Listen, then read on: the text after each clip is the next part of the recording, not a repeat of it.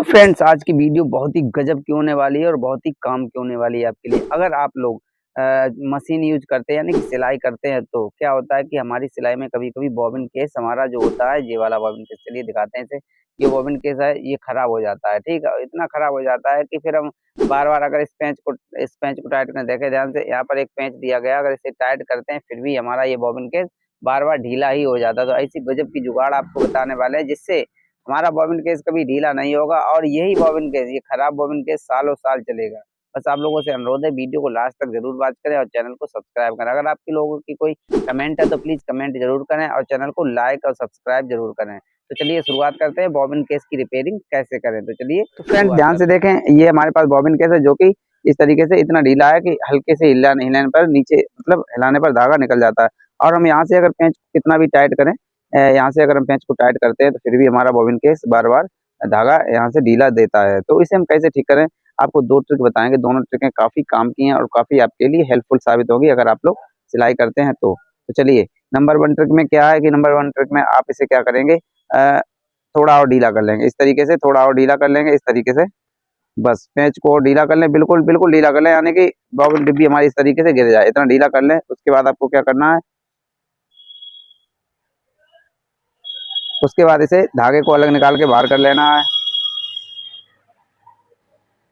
ध्यान से देखें थोड़ा वीडियो को और तो इस तरीके से इसे निकाल के अलग कर लेना, ठीक है? हमने इतना ढीला कर लिया, ठीक? इतना ढीला कर लिया कि धागा आसानी से निकल सकता है। अब हमें क्या करना है इतना भी ढीला ना करें कि हमारी जो जो हमारा पेंच है खुल के बाहर आ जाए, बस इतना ढीला भी ना करें, ठीक? बस इतना करें कि बस धागा ढीला है तो ढीला ढीला ही बना रहने दें।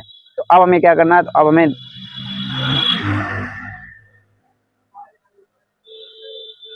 यहाँ देखें, यहाँ पर अगर आपकी मशीन में कोई कील है, ठीक है? जैसे कि यहाँ पर कील है तो अच्छी बात है, नहीं है तो फिर जैसे कि ये वाली कील है, मान लो यहाँ पर कील है, ठीक? हमें क्या चाहिए हमें इसके जो ये पत्ती है इसके पीछे सपोर्ट लगानी है, ठीक है? पीछे सपोर्ट करनी है इस तरीके से, बिल्कुल पत्ती के पीछे सपोर्ट हो जानी चाहिए। जैसे कि ये कील है या फिर एक और कील है हमारे पास ये वाली, ठीक? ध्यान से देखें ये वाली कील है, ये वाली कील है। हम इस कील का भी यूज़ कर सकते हैं, ये वाली कील है, इस कील की यूज़ कर सकते हैं। ध्यान से देखें थोड़ा इस तरीके से, हम इसे भी इस तरीके से इस्तेमाल कर सकते हैं। अगर आपकी छोटी मशीन है तो उसमें ज़रूर लगी हुई होगी, तो इस तरीके से इस कील का भी इस्तेमाल कर सकते हैं। सिर्फ हमें पीछे से सपोर्ट चाहिए, पीछे सपोर्ट देने के बाद फिर हमें क्या करना, ठीक है? ध्यान से देखें थोड़ा।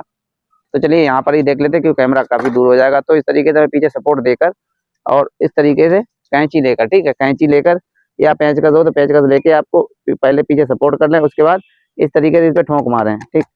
इस पे ठोक मारें। अब इस पे ठोक मारने को क्यों बता रहे हैं हम? इस पे ठोक मारने से क्या होगा? इस पे ठोक मारने से जो इसके अंदर जो गड्ढे नुमा आ जाते हैं, ठीक है? ध्यान से देखें थोड़ा। जो इसके अंदर जो लाइन सी बन जाती है धागे की, ठीक है? तो वो लाइन हमारी क्या है कि वो लाइन हमारी ठोकने से बिल्कुल प्लेन हो जाएगी। फिर हमारा जो धागा है अंदर वाला वो आसानी से बाहर निकलने लगेगा। तो इसीलिए हमने आपसे कहा कि इसमें ठोक मारनी चाहिए। तो ध्यान रखें। चलिए ठोक मारने के बाद फिर हम इसे क्या करेंगे, फिर हल्का टाइट कर देंगे। ध्यान रखें टाइट मतलब ढीला होने पर ही हम ठोक मारें। अगर टाइट करने पर ठोक मारेंगे तो पत्ती हमारी उचक जाएगी। तो सबसे पहले हमारा धागा ढीला होना चाहिए, उसके बाद ही हमें ठोक मारनी है, तभी ये हमारा बॉबिन केस सही होगा। तो इस तरीके से चलिए ठोक मारकर और हम इसे चेक करके देखते हैं कि अब हमारी बॉबिन केस कैसी है। ठीक है, तो बॉबिन केस बिल्कुल ओके हो गई है, ठीक है। तो ये एक तरीका तो ये हो गया। मान लो इस तरीके से अगर आपकी नहीं ठीक हो रही है, फिर आपको क्या करना है, ठीक है। मान लो एक तरीका हमने यूज किया, नहीं कामयाब हुआ, तो हमें दूसरा तरीका क्या है, तो उसके लिए हमें क्या करना है, इस तरीके से निकाल लें।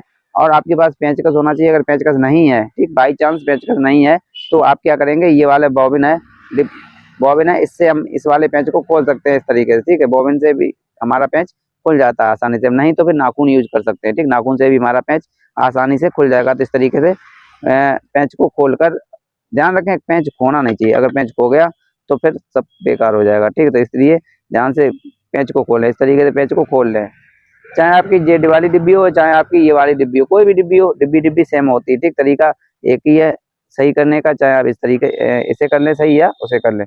तो इस तरीके से इस पेंच को खोलकर अलग कर लें और ध्यान से देखें, ठीक है।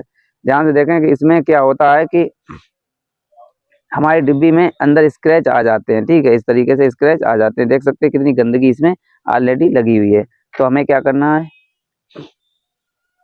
हमें अपनी किसी भी पेंचकस, अगर आपके पास कोई पुराना पेंचकस है तो पेंचकस लेके या फिर कोई ब्लेड वगैरह कोई चीज लेके और इसे थोड़ा खुरच देना है। ध्यान से देखें हमें क्या करना है। इस तरीके से हमें इसे खुरच देना है। इस तरीके से इसकी गंदगी हटा देना है, पेचकस सही करना है थोड़ा। तो इस तरीके से हमें इसे खुरच देना है।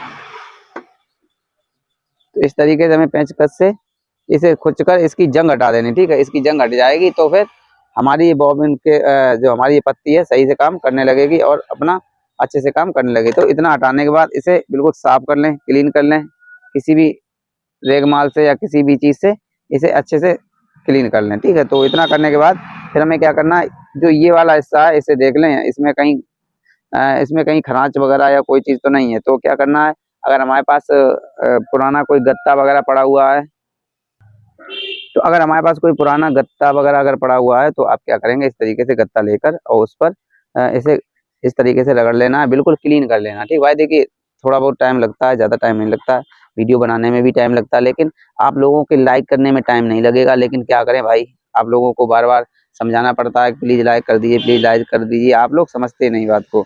तो इस तरीके से यहाँ पर या लकड़ी का प्लाई बोर्ड हो तो उस पर भी इस तरीके से कर सकते हैं। तो हमारी बॉबिन केस सालों साल बिल्कुल खराब नहीं होगी, हमेशा इस तरीके से ही चलती रहेगी। देखें ध्यान से, तो इस तरीके से हमारी बॉबिन केस बिल्कुल एकदम चमक गई है, बिल्कुल कोई प्रॉब्लम नहीं। अब ये नई की तरह बिल्कुल काम करेगी। तो चलिए अब हमें क्या करना है, अब हम इसे कस देते हैं, ठीक है। इतना करने के बाद अब हम बॉबिन केस के पत्ते को कस देते हैं, जैसे हमने खोला था वैसे ही हमें सेम कस देना है। तो इसे इस तरीके से ध्यान से देखें, बस बस हो गया समझ लो, बस थोड़ा काम बाकी रह गया, इसे कस दें और ये सही से काम करने लगेगी। तो इस तरीके से इसे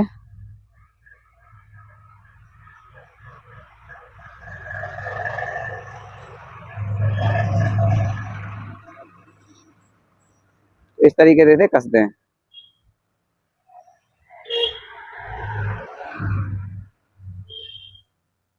तो ये हमारी कस गई है और हमारी ये डिब्बी अच्छे से वर्क करने लगेगी। तो चलिए हम चेक करके दिखाते हैं कि हमारी डिब्बी कैसा काम करे। तो देख सकते हैं हमारी डिब्बी एकदम ओके है, कोई प्रॉब्लम नहीं और अच्छे से सिलाई भी करेगी। तो गाइस डिब्बी सही करने का हमने तरीका आपको बता दिया, 2 तरीके बताए, लेकिन आप लोगों ने अभी तक लाइक नहीं किया होगा। तो प्लीज़ आप लोगों से रिक्वेस्ट है कि वीडियो को लाइक करें।